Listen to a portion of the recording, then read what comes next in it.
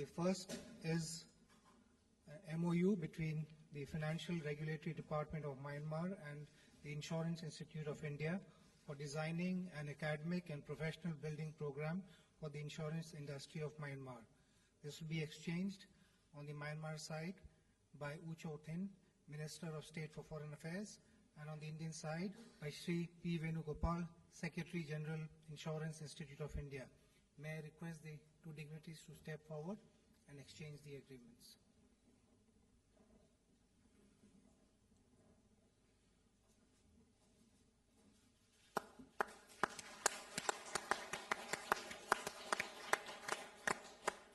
Thank you, Excellencies.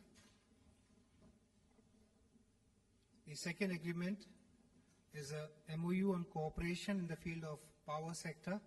This will be exchanged on the Myanmar side by His Excellency the Minister of State for Foreign Affairs, U Cho Thin, and on the Indian side by Shri P. K. Pujari, Secretary, Ministry of Power.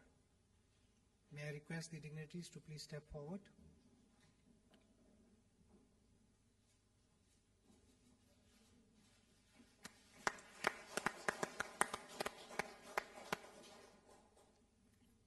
Excellencies, the third and final agreement to be exchanged today is an MOU on banking supervision between the Reserve Bank of India and the Central Bank of Myanmar, to be exchanged on the Myanmar side by the Minister of State for Foreign Affairs, U Cho Thin, and on the Indian side by the Deputy Governor of the Reserve Bank of India, Shri S.S. Mundra. Gentlemen.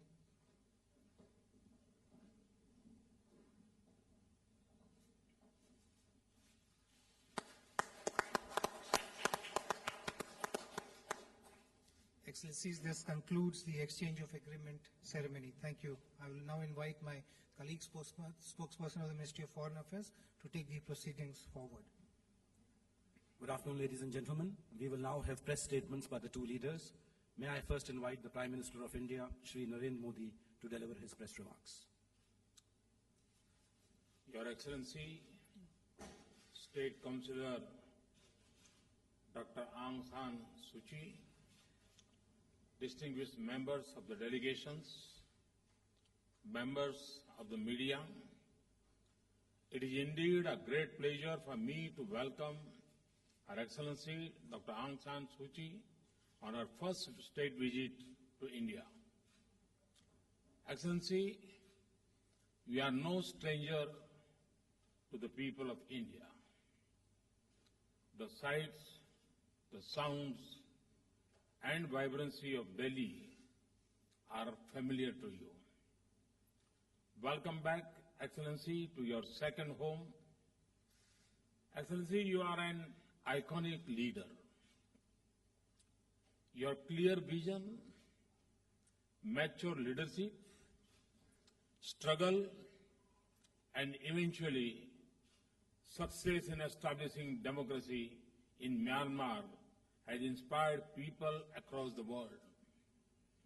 It is indeed an honor for us to receive you in India.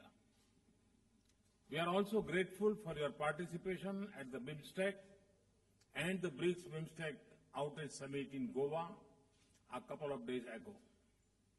Excellency, Myanmar has commenced a new journey under your able leadership.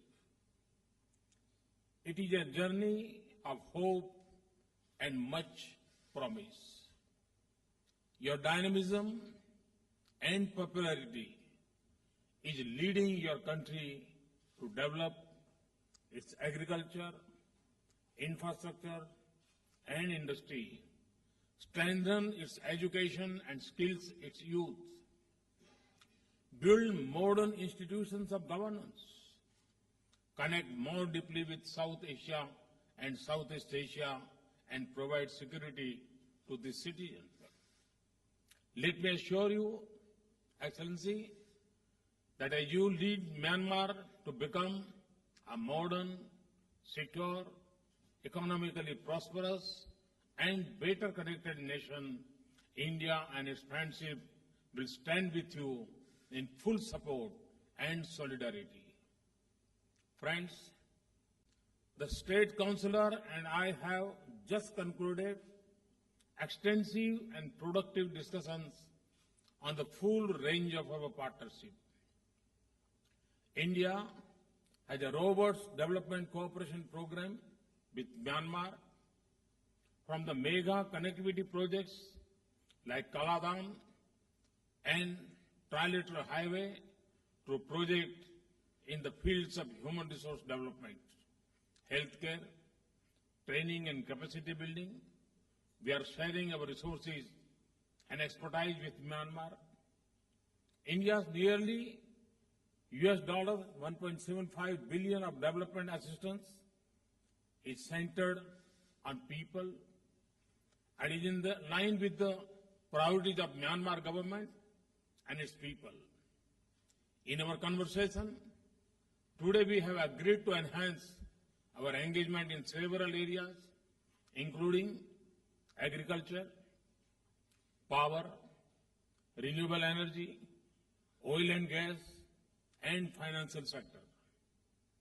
India will develop a varietal development and seed production center in Aje in Myanmar to enhance the quality of seeds. We will also work to develop a mutually beneficial arrangements for trade in pulses. We have offered to scale up the power supply from More in Manipur to Tamu in Myanmar. We will also partner in a pilot LED electrification project at a site designated by the government of Myanmar. The MOU on cooperation in the power sector signed just now will help create the framework for advancing our linkages in this important sector. Friends, as close and friendly neighbors, the security interests of India and Myanmar are closely aligned. We have agreed that a close coordination to ensure security in the areas along our border and sensitivity to each other's strategic interests will serve the interests of both our countries. Our societies enjoy a cultural connect that is centuries old. We have offered assistance in restoring pagoda damage in the recent earthquake in Myanmar. The Archaeological Survey of India will also soon begin work on restoring 2 old temples in inscription of King Mindo and King Bajida in Bodh Gaya. Excellency, I once again commend your leadership and your commitment to take Myanmar forward on its journey to peace, national reconciliation, and economic and social development. As a reliable partner and friend, India stands shoulder to shoulder with you. I wish you and the people of Myanmar all success. Thank you. Thank you very much. Thank you. I thank the Prime Minister for his statement. May I now invite Her Excellency Aung San Suu Kyi, State Counsellor of the Republic of the Union of Myanmar, for her press remarks. It gives me the greatest pleasure to be able to express a deep appreciation of our delegation for Your Excellency's kindness to us and for making this trip a happy as well as an extremely fruitful one. This visit has confirmed the long-standing friendship and trust that exists between our two countries. Your Excellency was kind enough to say that I have led my party and my people in the movement for democracy. But in our struggle, we have been helped greatly by the thoughts of Mahatma Gandhi and Jawaharlal Nehru, great leaders of the Indian independence movement, who have inspired us with their vision and with their belief in their people. We, as a nation struggling to make democratic culture take root in our country, believe in our people. Without a belief in our people, we could not think of setting up a democratic system of government. We believe that India, with its experiences, so similar to us in many ways, will be able to help us in our endeavors. As Your Excellency has outlined, We are going to be cooperating in the areas of construction, energy, agriculture, archaeology, education.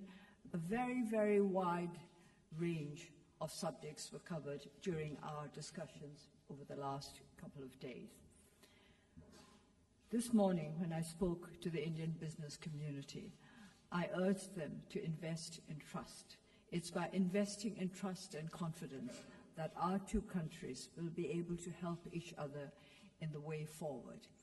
We have much to do. We are behind India in the field of development as well as in the field of politics, if you like, political development, both political and economic development. But we are confident that we will be able to make up the lost time with the support and understanding of our friends. This is why the capacity building programs that India is envisaging for us will be of tremendous help. This will move us forward from a position where we are almost behind all the other South Asian countries to the position we used to hold at one time when we were the first country in Southeast Asia, the country most likely to succeed, as we were then termed. Things change, life changes unexpectedly, but with good friends and with commitment and endeavor on our side, we hope to make up for lost time and to work together to establish not just friendship between our two countries, but peace and stability in our region and beyond. This is our ambition, to bring peace and stability to our country and to regions beyond, because we have suffered from lack of peace and stability for many decades, and we would not wish such a situation on any other nation in the world.